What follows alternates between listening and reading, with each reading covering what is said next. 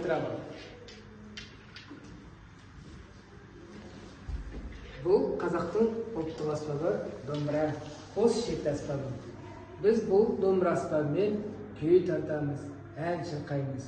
Мен күй тартып жатырмын қызым.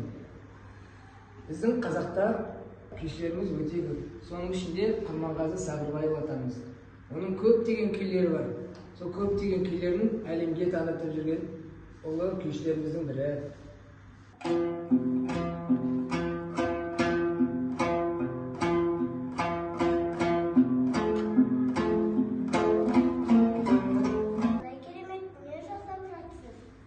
Иә, қызым, мен құрақ тігіп жатырмын.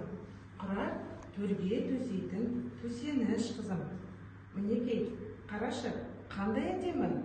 Ұнайды ма саған? Ұнайды. Сен үйренгің келеді ме? Иә. Жақсы, қызым. Ендеше құрақ дегеніміз қиынды маталардан қиыстырып, түрлі оюлармен өрнектеліп жасалады дүние. Ендеше мен саған барлығын рет-ретімен үйрететін боламын. Қызым, 4 түлік малды атай қойшы, білесің бе? Түйе, жылқы, сиыр, қой. Өте жақсы, қызым. Сол біздің 4 түлігіміздің ішіндегі қойдан алынатын жүннен жасайтын боламыз. Көрпеміздің ішіне жүн салатын боламыз. Қызым, осыны еңбектеніп жасап көрейік бірге. Бұл жүнді алып, тартып, сабалап, жүнді түтетін боламыз. Істеп көрші, қане қызым. Жасап көр.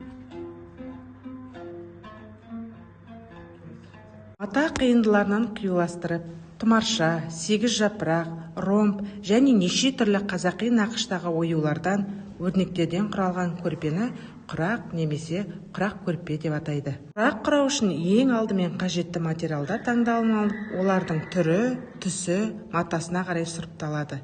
Яғни маталардың барқыт, жібек, сиса, сәтен кесінділері жеке-жеке бөлініп алынады. Содан кейін ісмер әйел не бірыңғай барқыттан, не бірыңғай жібектен құрақ құрауға кіріседі. Бұл істі бастамас бұрын әрбір түстің бір-біріне сәйкес келуін, бірін-бірі ашып тұруына айрықша көңіл бөлінеді. Құрақ құрау қалдық қалдырмау. Құрақ маталары қамқа, қатипа, торқа, батсайы, торғын, мақпал, пай, парша. Құрақ көрпе үйдің сәні. Нәсібі мол кәсіп, ұлттық өнер. Оған жастардың қызығушылығы да жоғары. Демек, қызығушылық бар жерде көрпе құрау сан қырлы идеялармен жаңара жетіліп жалғаса түседі.